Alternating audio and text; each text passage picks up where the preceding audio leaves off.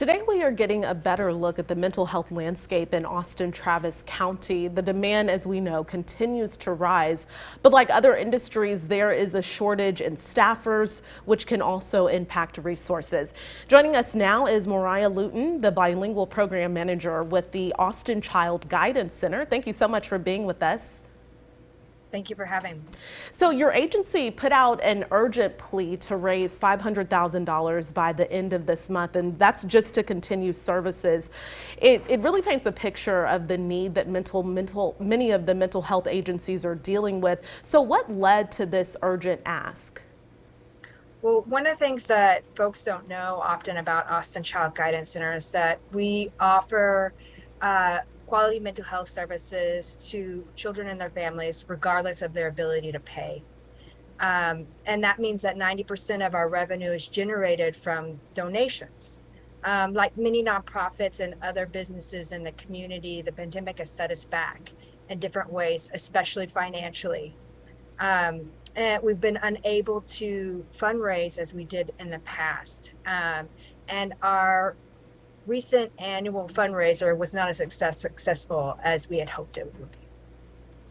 So besides the funding challenges, what are some other challenges you as well as other local mental health agencies are facing, especially as it relates to staffing?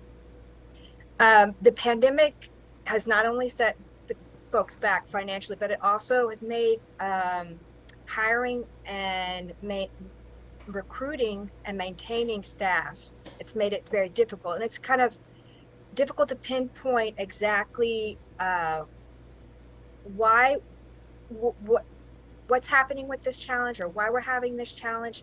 But what it does is it increases caseloads, and also it could also be partly because people are needing more flexibility in their lives.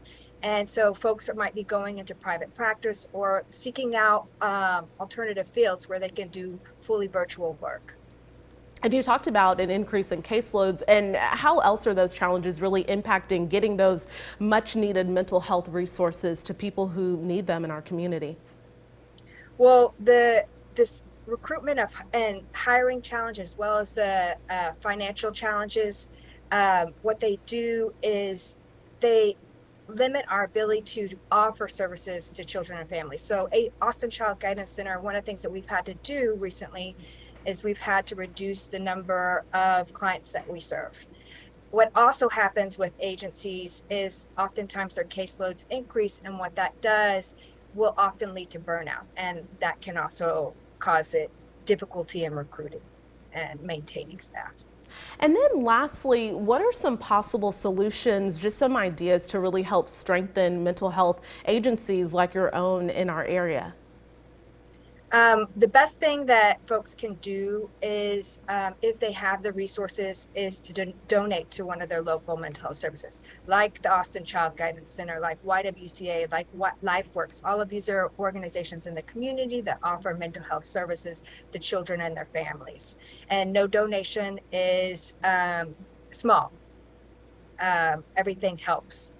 The other thing that we as agencies can do is we can do a better job of talking to each other and figuring out what is causing this recruiting and hiring challenge, and then developing more creative solutions to that problem. And then Moriah, also, what is the greatest need that you all are seeing among the children and the adults who you serve? We know that there's a big demand for mental health resources in our community. What are your clients needing the most? Well, I think parents often need, or guardians, caregivers are needing support and needing information about how they can best help their children who might be struggling with behavioral issues or anxiety or depression symptoms. Because sometimes we're at loss. We don't know exactly as a parent or a caregiver what we can do to better help our child. And so that is one of the things that often therapists will do, is offer that coaching, parent coaching. Also, children, what they're needing is to be heard, to be understood. Also, they need help in developing coping strategies to deal with these symptoms that they're experiencing. All right, Moriah Looten, thank you so much for taking time and being here with us today. Thank you for the space. We really appreciate it.